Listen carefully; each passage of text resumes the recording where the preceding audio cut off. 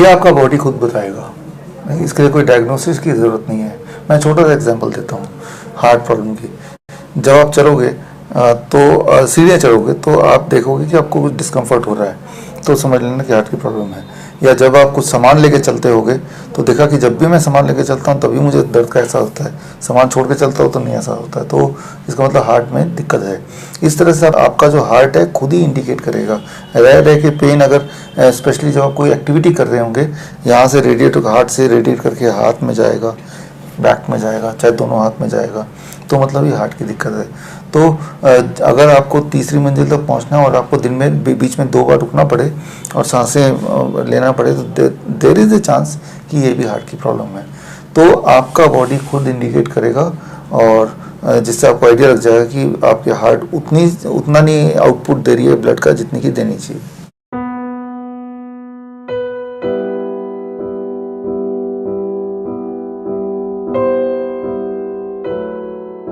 देखिए, एंजियोग्राफी क्यों कराते हैं? हार्ट की प्रॉब्लम जानने के लिए कि कितना ब्लॉकेज है।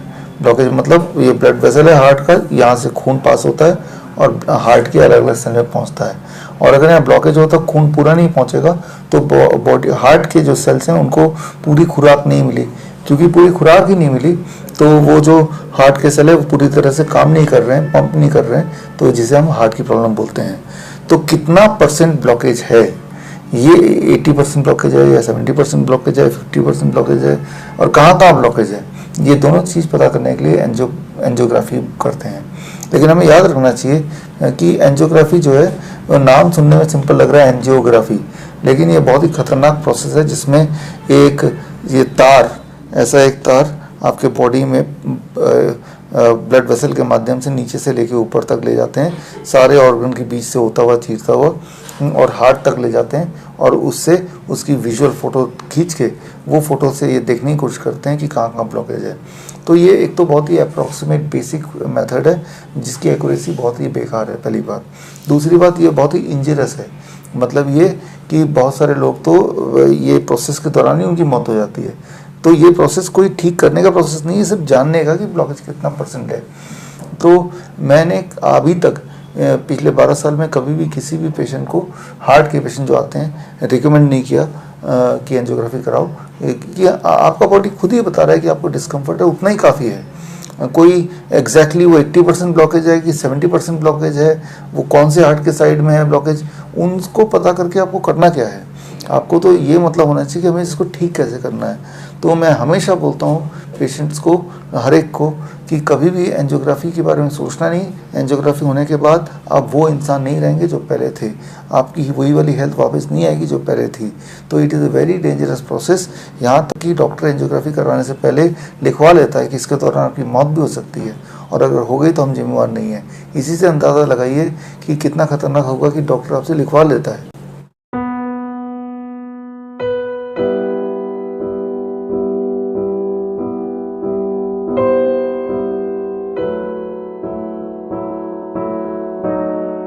देखिए, एंजियोग्राफी में आप ऐसा कोई नहीं मिलेगा जिसको एंजियोग्राफी कराया और डॉक्टर ने बोला कि आपका हार्ट ठीक है। डॉक्टर ले दे के दिखाई देगा कि भाई 2-4 ब्लॉकेज तो है ही, डिपेंडिंग ऑन कि वो आदमी जो पेशेंट है कितना अमीर है।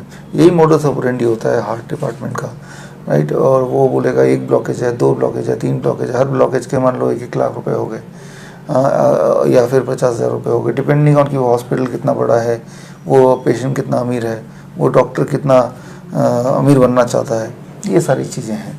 तो it is all about commerce, it is nothing about the medical science.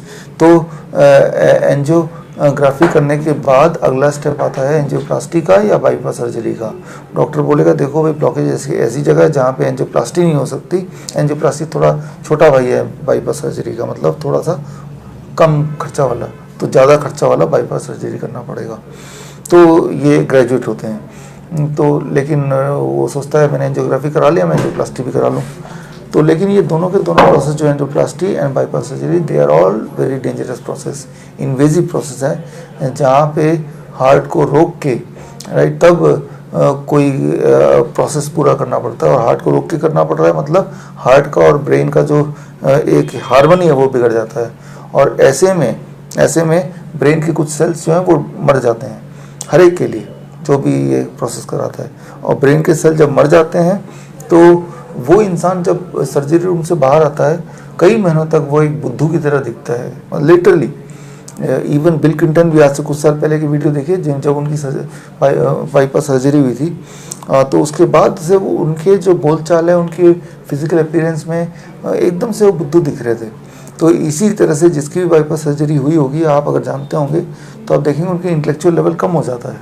तो मैं यही बोलना चाह रहा हूँ आपको कि ये सारे सर्जरीज आपके ब्रेन डैमेज करते हैं, बिसाइड हार्ट को तो डैमेज करेंगे, आफ्टर ऑल हार्ट को में ही काटा पीटा जा रहा है। तो ये सर्जरी कभी ना कराएं, इसे किसी को भी नहीं करना चाहिए। इवन इफ आपके हार्ट में 100% ब्लॉकेज हो, तब भी 100% ब्लॉकेज हो, सारे आर्टरीज ब्लॉक्ड हों, उसके बाद भी I always say these surgeries are not for human, it is not for your health. ये पेशेंट के लिए नहीं है, ये तो प्रॉफिट के लिए है।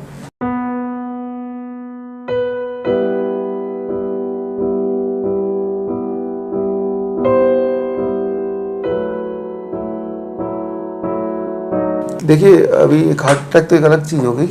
अगर ब्लॉकेज है तो बाईपास सर्जरी और एंजियोप्लास्टी की जगह ब्लॉकेज निकालने का आसान तरीका है, जो नोबेल प्राइज विनिंग साइंस है, नाइट्रिक ऑक्साइड का प्रोडक्शन अगर बॉडी में बढ़ जाए तो 1 महीने से 3 महीने के अंदर ब्लॉकेज खुल जाता है।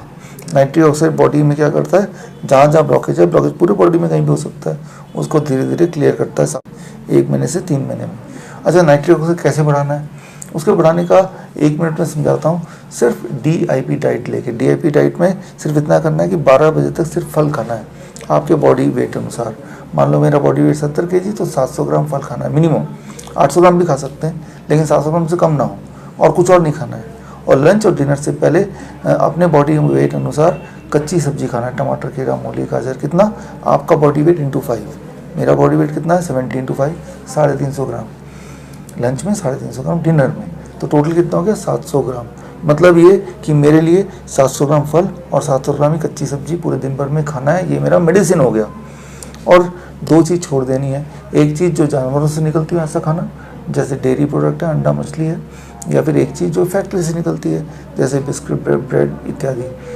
धूप में बैठना है 15 मिनट, इतना अगर आप कर पाएँ तो it takes about 1 months time. 1 महीने कैसे पता चलेगा आप ठीक हो गए? बड़ा आसान है। दोबारा सीढ़ी चढ़ के देखिए कि मैं एक ही बार में चढ़ पा रहा हूँ क्या? दोबारा से वही उतना ही बोझ उठाइए। अब देखिए क्या दोबारा दर्द हो रहा है क्या? अगर इसका आंसर मिलता है नहीं, अब नहीं हो रहा, तो समझ जाइए वो ब्लॉकेज आपका भर चुका है। तो बड़ा ही सिंपल है। अगर डायग्नोस करना भी आपका शरीर ही बताता है, ठीक हो गया तो भी आपका शरीर बताएगा, और हर बार बताएगा, हर बार ऐसा होगा। तो 1 महीने से 3 महीने की बात है, आप दोबारा ठीक हो जाएंगे।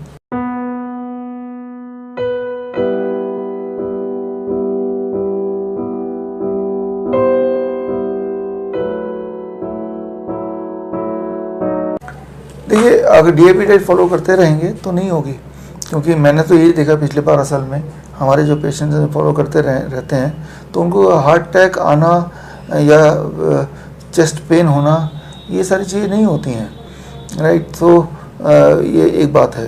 कार्डियक अरेस्ट हो जाना, देखिए चेस्ट पेन है, कार्डियक अरेस्ट है, हार्ट अटैक है, तीनों अलग अलग चीज़ें हैं।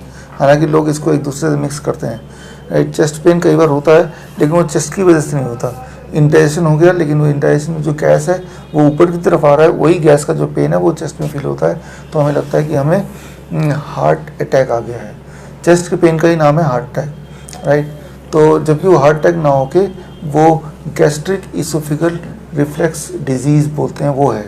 99% जब चेस्ट में पेन होता है वो हार्ट अटैक नहीं, वो गैस का पेन है। लेकिन एक बार आप हॉस्पिटल भर्ती हो गए, ऊपर से डर के मारे, तो डॉक्टर बोलेगा आपको अभी एंजियोप्लास्टी करना पड़ेगा, एंजियोग्राफी करना पड़ेगा, ये सारी चीज़ें बताएंगे, और तब तो वो जो बताएंगे वो आप कर ही लेंगे। लेकिन ये सारे जो पेन है विद टाइम कुछ घंटों में अपने आप ही ठीक हो जाता है। उन्हीं घंटों में डॉक्टर आपका एंजियोप्लास्टी भी कर देता है, और अल्टीमेटली वो तो ठीक होना ही था, और ठीक होने के बाद आप सोचते हैं ये तो डॉक्टर का कमाल है, उसने तो एंजियोप्लास्टी कर दिया, अब देखो मैं ठीक भी हूँ। वो 6 घंटे 7 घंटे में ठीक होना ही है, चाहे आप कुछ करो या ना करो। That is what is 99% time the chest pain is not the heart attack, it is the gastric esophageal reflux disease.